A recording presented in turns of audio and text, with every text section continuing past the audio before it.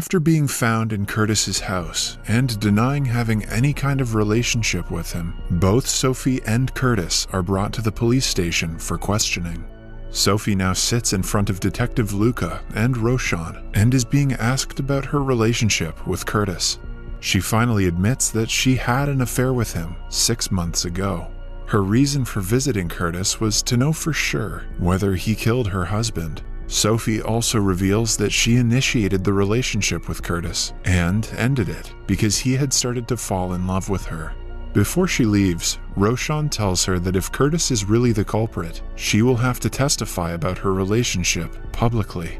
Sophie then returns home to Paya, who informs her that Nick's workplace has organized a memorial for him the following day.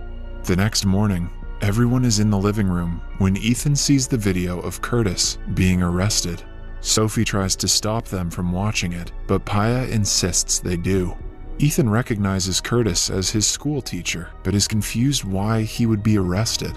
Paya realizes that Curtis's arrest has something to do with Sophie. She takes her aside and asks her if she was at the police station last night. It is finally revealed to Paya that Curtis and Sophie were having an affair. An enraged Paya reminds Sophie that if Curtis is the one who killed Nick, it will all be her fault. As Paya barges out of the room, we see Ethan has been listening to their conversation all along. Without saying anything, he takes his skateboard and goes out, in spite of Sophie asking him to stay home. She goes out to look for him, but is mobbed by the reporters again. She somehow manages to get past them and goes to the park he usually skateboards in. Sophie doesn't find Ethan there, but she notices a woman nearby, watching her. She had seen her earlier at their house as well. Sophie calls the woman out for following her. The nervous lady introduces herself as Emma Beasley. To Sophie's disbelief, she claims to have been dating Nick before his death. Emma explains that she is from LA, where Nick used to travel frequently. They met on a dating app called Too Smitten, where Nick went by the name Danny Walters. Sophie doesn't buy into the woman's bullshit at first, but begins to believe her when she mentions they started talking in March, around the time Nick found out about Sophie cheating on him. She curses at Emma, gets inside her car, and breaks down crying. Paya calls her, informing her that they have found Ethan. Sophie goes to them and asks Ethan to come home with her. She also tells Paya about her encounter with Emma. Paya looks for the Too Smitten app on her phone and finds a deactivated profile by the name Danny Walters. She assures Sophie that she will find out if Emma's story is true.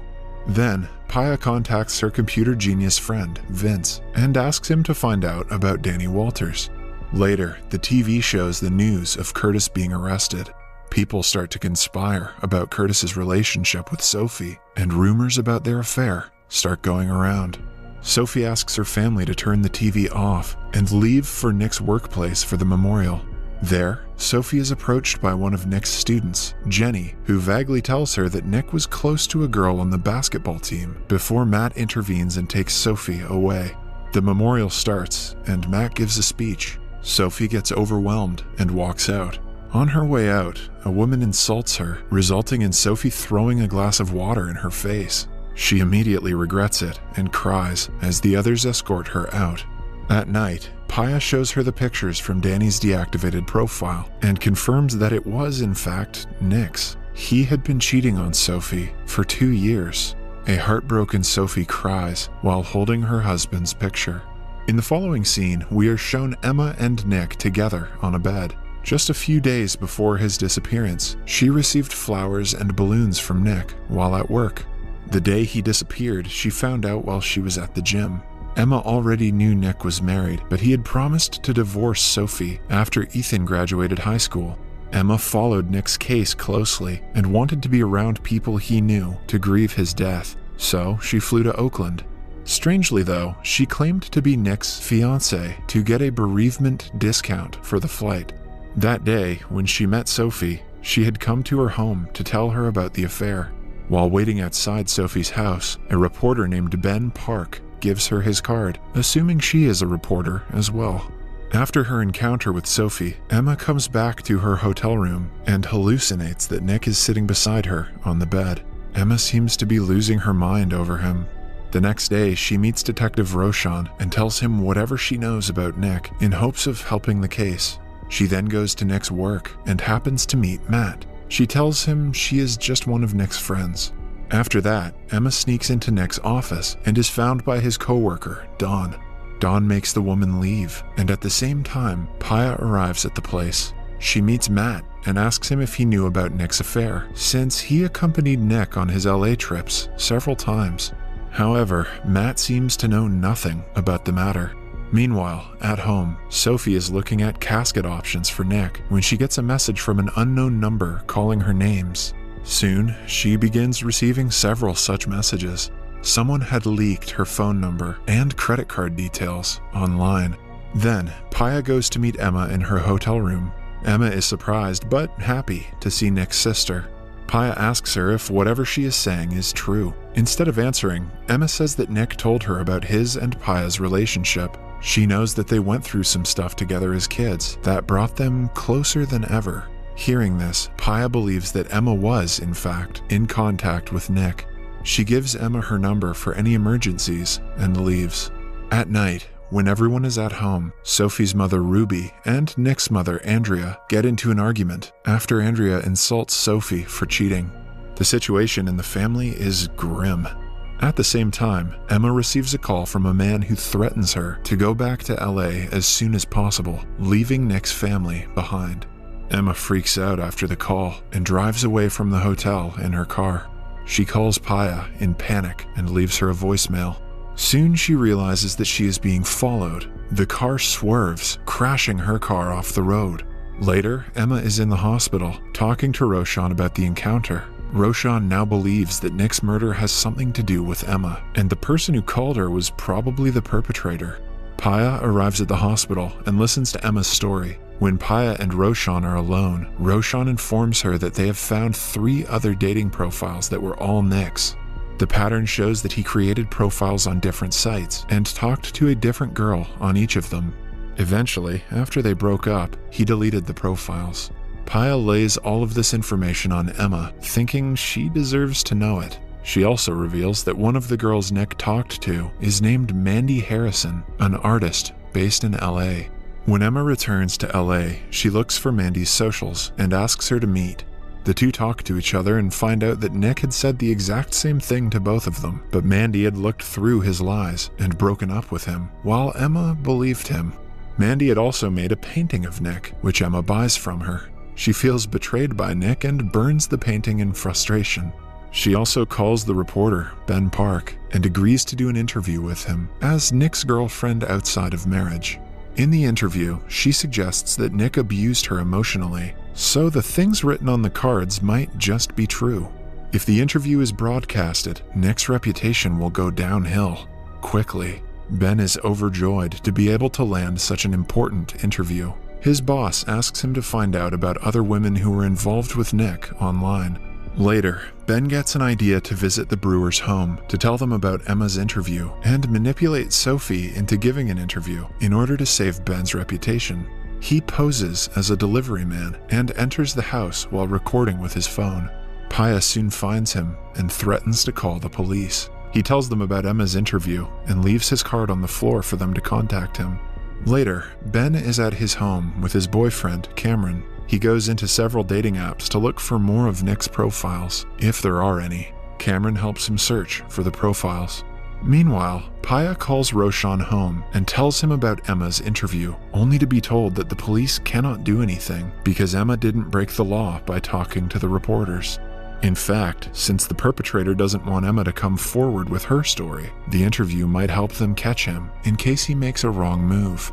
Paya is angered to know that the police are treating her brother's reputation as collateral damage. That night, Ben is on the internet looking up comments on Nick's posts. One comment in particular catches his attention. The comment is written by a girl named Jenny who approached Sophie during the memorial. She fights the people who defend Nick, calling his supporters losers. The very next day, Ben goes to meet her and asks her if she had a feud with Nick. Jenny hesitantly tells him to talk to another team member named Tara Wilson. Jenny had heard Nick fighting with Tara over something a while back. After talking to Jenny, Ben goes to a restaurant where Tara waitresses and asks her about Ben. However, Tara dismisses them, saying that it is nothing important. When Ben returns to the office later, he is surprised to find out that Sophie has agreed to do an interview with them before they broadcast Emma's interview, so the narrative could change a little. However, Ben's boss removes him from the case for trespassing in the brewer's home and puts another employee in for the interview. Distressed at the fact, Ben returns home, only to find that Cameron has somehow managed to find one of Nick's dating profiles that had been unknown until then. Nick's name is Jeremy Wilkerson in the app. They have the profile, but they have to gain access to it somehow. Cameron suggests they pay someone to hack it on the dark web. The two manage to get access to his personal information, including the number of messages he has sent to women. They see that most messages have been sent to a woman named Maggie Oxley from Sacramento. While trying to look for the girl online, they do not find her socials, but they are able to find a bookstore on her profile picture. Without wasting any time, the two drive to Sacramento the following day. The bookstore manager reveals that Maggie is actually a cat. When shown the picture from the profile, he recognizes the woman as Sarah Burton, a woman who killed herself 4 months ago. The couple is shocked to hear the information. They go through Sarah's socials and find out where her brother Simon lives. Cameron suggests they just hand the information to the police, but Ben is excited to do the research on his own. Cameron is still skeptical about the plan, but drives Ben to Simon's house anyway. He stays outside in the car as Ben goes in to talk to him. Ben knocks on the apartment door, but no one answers. But he doesn't give up and looks under the doormat to find a key. He sneaks into Simon's apartment and snoops around for any clue that relates to Sarah. He finds a box under the bed which has Sarah's stuff inside, including her phone. Meanwhile, Cameron sees Simon getting inside the apartment building and calls Ben to alert him. Simon comes inside the apartment and starts to smoke as Ben sneaks out behind him. Simon hears the noise and chases after Ben, but Ben and Cameron manage to get away before the man can catch them. Cameron is furious with Ben for treating the case as a game and doing illegal things, so Ben doesn't tell him about the phone he stole. At night, Ben retrieves data from Sarah's phone and successfully finds the messages between her and Nick. In the messages, Sarah seems to be in a severely bad mental condition. She even threatens Nick that she will kill herself, but Nick is nonchalant to her problems. Ben realizes that Sarah killed herself because of Nick. The following day, he brings all the evidence to his boss and asks her to let him interview Sophie. Meanwhile, Sophie is nervous about the interview. Paya comforts her and tells her that it will be fine. Sophie's attorney helps her with the answers to the questions she will potentially be asked while they drive to the interview. At the same time, Ben is also preparing for it. For the first few minutes, the interviews go as planned. Ben asks her several questions about her affair and Nick's character, and Sophie answers them all truthfully. Then, he mentions Sarah's death, which throws Sophie off guard. She claims that she doesn't know what he is talking about, but Ben shows her the final conversations between Nick and Sarah, which prompted Sarah to commit suicide. Sophie panics and walks out of the interview, giving the people more to talk about. Later, they are at home when the interview is aired on television. The last few messages between Nick and Sarah are even enacted as a phone call to make it seem more personal. The detectives are furious as to how they didn't know about Sarah. Sarah's brother Simon also watches the interview in anger. The scene then changes to 6 months earlier.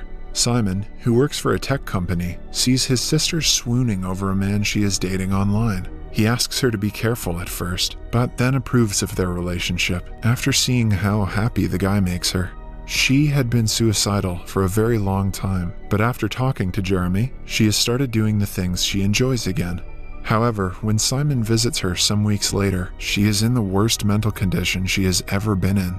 Simon asks her why she hasn't been to work for over a week, when she reveals that Jeremy is actually married to someone. She breaks down crying, saying that she doesn't want to live anymore, while Simon comforts her. A few days later, Simon is with his friend Daryl at work when he gets a call from Sarah. She cries hysterically while apologizing to him. Simon figures out something is terribly wrong and runs to her apartment, only to find her dead. Back in the present, Simon is at work when Detective Rochon visits him. Simon composes himself and greets the detective. Roshan asks him if Sarah revealed the nature of her relationship with Nick, but Simon lies and says she didn't. When asked where he was the day Nick was kidnapped, Simon tells him that he was fishing in the Russian River with his friend Daryl. Roshan asks for Daryl's number and leaves after. Right after the meeting, Simon texts Daryl asking him not to answer his phone if someone calls him. At the same time, Roshan gets a call from Paya, who demands to know if he is doing something about the case. Roshan tells her he is in Sacramento to speak with Simon and hangs up.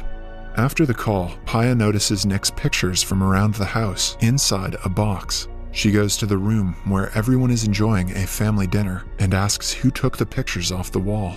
Sophie admits to taking them down because she is ashamed to be Nick's wife. The two step aside into a room where Paya says that the text messages didn't sound like Nick wrote them. However, Sophie claims it will be easier if they accept the fact and move on.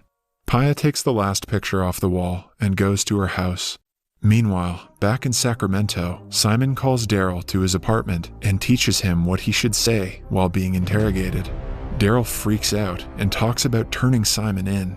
At last, Simon threatens Daryl to go with the story, clearly hiding something. Subscribe for more videos like this, turn on notifications, and leave a like to help the channel out.